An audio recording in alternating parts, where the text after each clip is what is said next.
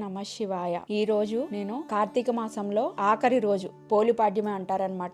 ఈ పోలిపాడ్యమే ఎప్పుడు జరుపుకోవాలి, ఎలా జరుపుకోవాలి, ఎక్కడ జరుపుకోవాలి, పోలెమ్మని ఎలా సాగనంపాలి, ఎందులో సాగనంపాలి, ఏ టైంకి ఈ పోలెమ్మని సాగనంపాలి, ఈ పోలెమ్మకి మనం దీపాలు వదులుతాం కదా, ఆ దీపాల్లో ఎన్ని ఒత్తులు వేయాలి, ఆ ఒత్తులు ఎలా చేసుకోవాలి అన్నది మొత్తం కూడా నేను ఈ వీడియోలో మీకు తెలియజేస్తున్నాను. ఈ పోలిపాడ్యమే ఏ రోజున చేసుకోవాలి అంటే కనుక 20వ తారీఖు మధ్యాహ్నమే వచ్చింది పాడ్యమే అన్నది. 21 మధ్యాహ్నం వరకు ఉందన్నమాట. కానీ కంపల్సరీ ఇది మనం ఎర్లీ మార్నింగే సూర్యోదయానికి ముందే ఈ పోలెమ్మని మనం పోలి స్వర్గానికి పంపుకోవాలన్నమాట. ఈ దీపాలని ఇలా వెలిగించుకుని నీళ్ళలో వదుకోవాలన్నమాట. చాలామందికి డౌట్ ఏంటి అంటే శుక్రవారం పోలెమ్మని సాగనంపచ్చా అని. కానీ దానికి ఎటువంటి శుక్రవారం మంగళవారం అని ఏ విధమైన తేడా ఉండదన్నమాట. పాడ్యం ఎప్పుడు వస్తే కనుక అప్పుడే మనం వదులుకోవాలి. ముందుగా నేను ఈ ఒత్తులు ఎలా తయారు చేసుకోవాలో చెప్తానమాట. మన పత్తి ఉంటుంది కదా, దేవుడి పత్తి అని వేరుగా దొరుకుతుంది అనమాట. ఆ పత్తి తెచ్చుకొని ఈ విధంగా గింజలు ఒలిసేసుకోవాలన్నమాట. మాకు ఎప్పుడు కూడా మా అమ్మాయి చేస్తారనమాట. కార్తీక మాసంలో ఒత్తులు కానీ 365 కట్టలు, 108 కట్టలు, రోజువారి ఒత్తులు అన్నీ కూడా మా మదరే చేసిస్తారనమాట నాకు.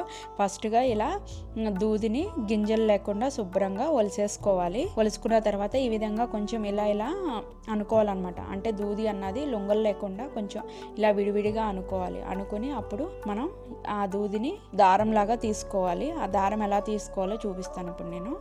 ఇదిగో చూడండి, నేను అవలుసుకున్న దూది అంతా కూడా ఇలా నీట్గా చేసుకున్న తర్వాత ఈ విధంగా దారంలాగా అయితే తీసుకోవాలన్నమాట. మా మదరు చాలా ఇయర్స్ నుంచి చేస్తారు కాబట్టి ఆవిడ చాలా ఎక్స్పర్ట్ అనమాట. చాలా ఫాస్ట్గా చేసేస్తుంది దారం అనమాట. ఈ విధంగా సన్నగా దారాన్ని తీసుకోవాలన్నమాట. 365 కట్ట కూడా మాకు మా మమ్మీ చేస్తారు కాబట్టి చాలా చిన్నగా చేస్తారనమాట. ఈ విధంగా సన్నగా దారం తీసి చేస్తారనమాట. ఈ విధంగా మొత్తం కూడా సన్నగా దారం తీసేసుకోవాలి. మనకి ఎంత కావాలంటే అంత తీసుకుని పెట్టుకోవాలన్నమాట. ఇది మనం 365 కట్టలకు కూడా ఈ దారాన్ని యూజ్ చేసుకోవచ్చు అనమాట. ఇలా పోగుల్లాగా చేసుకొని దాన్ని కౌంట్ చేసుకొని అవి కట్ చేసుకొని 365 కట్టలు, 108 కట్టలు అవి చేసుకోవచ్చు అనమాట. ఈ విధంగా మొత్తం కూడా దారం తీసేసుకున్న తర్వాత చూడండి, ఈ విధంగా మా మదరు ఇలా చుట్టి చూపిస్తున్నారు కదా, ఒక ఫింగర్కి ఈ విధంగా చుట్టుకోవాలన్నమాట. మొత్తము 32 ఉండాలన్నమాట ఒత్తులు. మనం 16 రౌండ్లు వేస్తే కనుక 16 2 32 కాబట్టి 32 అవుతాయి అన్నమాట. ఈ విధంగా మొత్తం కూడా ఫింగర్కి చుట్టేసుకోవాలన్నమాట. 16 వరుసలు చుట్టుకొని తర్వాత దాన్ని ఆ దూదిని పైనుంచి కొంచెము ప్లెయిన్ దూది ఉంటుంది కదా, అది పెట్టేసుకొని దాన్ని కొంచెం ఇలా చుట్టుకుంటే సరిపోతుంది అనమాట. లేని పక్షంలో మీకు ఓపిక లేకపోతే కనుక బయట మనకి పువ్వొత్తులు దొరుకుతాయి కదా, ఆ పువ్వొత్తులతో కూడా చేసుకోవచ్చు. కానీ ఇది చాలా ఈజీ ప్రాసెస్, చాలా తొందరగా అయిపోతుంది. అంటే చక్కగా చూడడానికి కూడా చాలా బాగుంటుంది అనమాట. ఇదిగో చూడండి, ఈ విధంగా పువ్వొత్తులు అంటారు, బొడ్డొత్తులు అని కూడా అంటారనమాట. వీటిని ఈ విధంగా 3 అయితే చేసుకోవాలన్నమాట. ఇదిగో చూడండి, ఈ విధంగా 3 అయితే చేసుకున్నాను అనమాట. దీన్ని ఈ 3 ఒత్తుల్ని కూడా ఇలా కొంచెం ఒక గిన్నెలో ఆవు నెయ్యి వేసుకొని ఈ 3 ఒత్తులు కూడా ఇందులో నానబెట్టుకోవాలన్నమాట. అది నెయ్యి అంతా కూడా మీకు వీలైతే రేపొద్దున పోలిపాడ్యం అనగా ముందు రోజు రాత్రి కూడా మీరు ఈ విధంగా నానబెట్టేసుకుని ఉంచవచ్చు అనమాట. అప్పుడు కొంచెం గట్టిగా బిలుసుకుని ఉంటుంది. అప్పుడు నెయ్యి అన్నది కొంచెం కరుగుతూ ఉంటా ఎక్కువసేపు మనకి ఈ దీపాలు అన్నవి వెలుగుతాయి అన్నమాట. మ్యాక్సిమం నైట్ టైమే ఇలా ఆవు నెయ్యిలో నానబెట్టేసుకోవాలి. మనం నానబెట్టేసుకున్న తర్వాత మనం పూజకి స్టార్ట్ చేద్దాం. మన తులసమ్మ ఉంటుంది కదా, మ్యాక్సిమము ఈ పోలిపాడ్యమి పూజ కంపల్సరీ తులసమ్మ దగ్గరే చేసుకోవాలన్నమాట. అందరి ఇళ్ళల్లో తులసమ్మ కంపల్సరీ ఉంటుంది. ఫస్ట్ తులసమ్మ దగ్గర క్లీన్ చేసుకుని ముగ్గేసుకొని ఈ విధంగా తులసి కోటకి చక్కగా గంధం రాసుకొని కుంకుమ బొట్టులతో అలంకారం చేసుకోవాలి ఫస్ట్.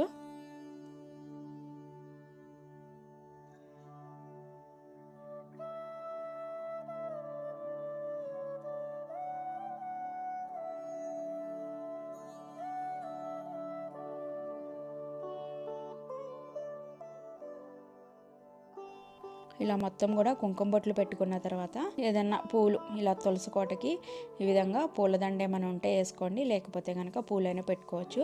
తులసమ్మకి ఒక పువ్వు పెట్టుకొని తులసమ్మ దగ్గరే పక్కన ప్లేస్లోనే కొంచెం ఫస్ట్ నీళ్ళు చిమ్ముకోవాలి. గోరునీళ్ళు ఎక్కువ చిమ్ముకోకూడదు, గోరునీళ్ళు చిమ్ముకొని అందులో కొంచెం పసుపు యాడ్ చేసుకోవాలి. యాడ్ చేసుకొని కొంచెం అలా రౌండ్గా అలికినట్టుగా అలకాలన్నమాట. మొత్తం కూడా ఇలా స్ప్రెడ్ చేసుకోవాలి పసుపు అంతా కూడా. ఈ విధంగా బియ్య పిండితో అష్టదళ పద్మాన్ని వేసుకోవాలన్నమాట. మన ఇష్టము. ఒకవేళ బియ్యం పిండి లేకపోతే కనుక తెల్ల ముగ్గుతో కూడా ఇలా పద్మం అయితే వేసుకోవాలి.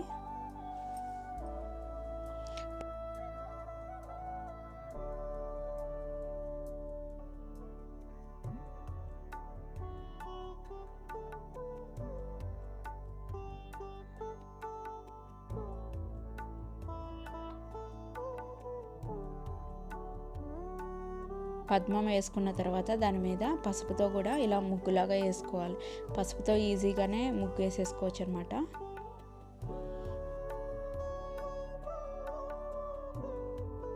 దీని మీద ఇప్పుడు కొంచెం కుంకుమ కూడా వేసుకోవాలి.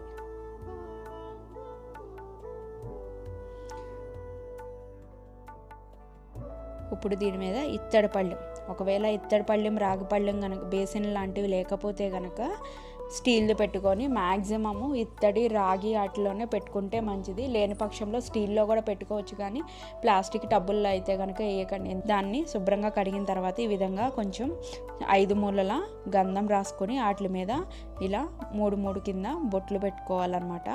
ఇలా బొట్లు పెట్టుకున్న తర్వాత ఇందులో వాటర్ నింపుకోవాలి. అంటే కొంచెం హెల్త్గా వాటర్ అయితే పోసుకోవాలన్నమాట.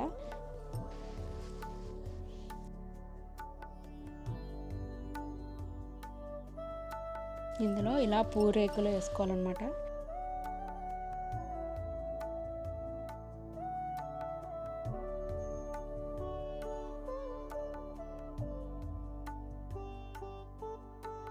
ఇలా అరటి దూతల్లో వెలిగించుకోవాలన్నమాట. ఒకవేళ మీకు అరటి దూతలు కనుక దొరకకపోతే కొబ్బరి చిప్పలో కూడా వెలిగించుకోవచ్చు. మ్యాక్సిమం మార్కెట్లో అరటి దూతలు కంపల్సరీ దొరుకుతున్నాయి అన్నమాట.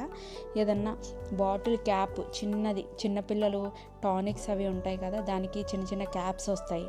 ఆ క్యాప్స్ దేనితోన్నా ఇలా 3 హోల్స్ అయితే చేసుకోవాలన్నమాట.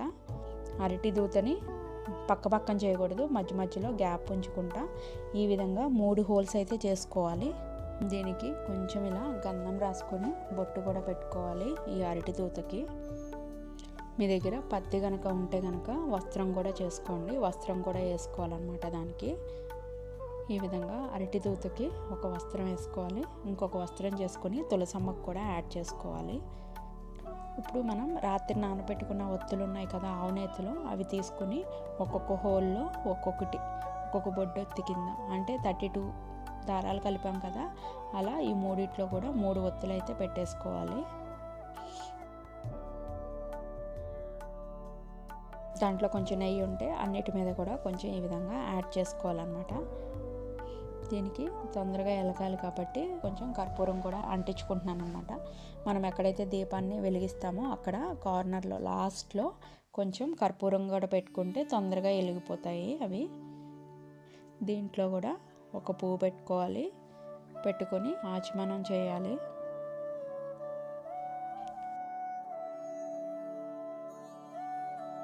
అమ్మవారికి ఏదన్నా పండ్లు కూడా పెట్టుకోవాలన్నమాట. ఎప్పుడూ కూడా దీపాన్ని డైరెక్ట్గా వెలిగించకూడదన్నమాట. అయితే ఏకవత్తితో అన్న వెలిగించాలి, లేదు అంటే కనుక సాంబ్రాణి పుల్లలు వెలిగించి వాటిలతో దీపాలను వెలిగించుకోవాలి. ఈ 3 దీపాలని కూడా ఈ సాంబ్రాణి పుల్లని ఒకటి ఈ అరటి దూతలో పెట్టుకోవాలి, ఒకటేమో తులసమ్మ దగ్గర పెట్టేసుకోవాలి.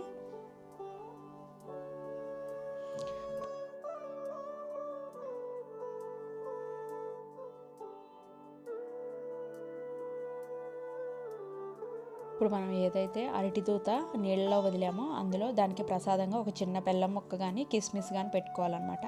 నేనైతే చిన్నవి వెయిట్ ఉండవు కాబట్టి ఇలా కిస్మిస్లు అయితే పెట్టేసుకున్నాక ఇప్పుడు మనం కొంచెం పసుపు తీసుకొని గౌరమ్మని చేసుకోవాలి.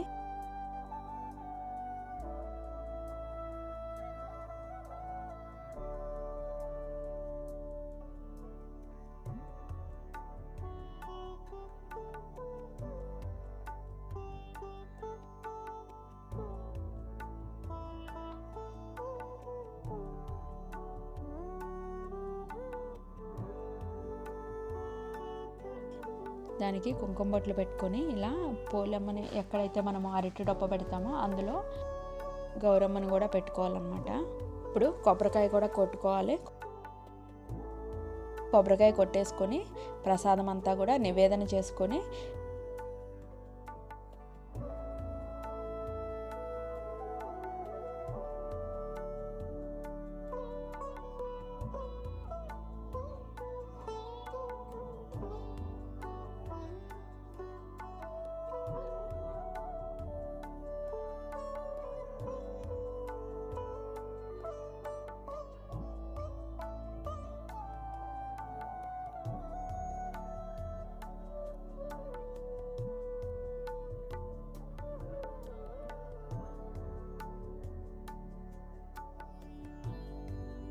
పోలీస్ వర్గానికి అని ఒక కథ ఉంటుంది అనమాట. ఆ కథను కూడా కంపల్సరీ చదువుకొని తల మీద అక్షంతలు వేసుకోవాలి.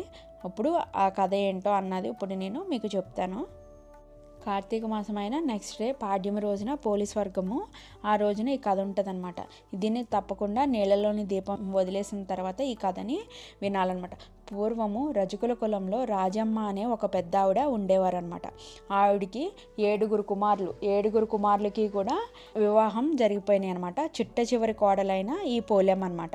ఈ పోలెమ్మ చాలా పేద కుటుంబం నుండి వచ్చింది.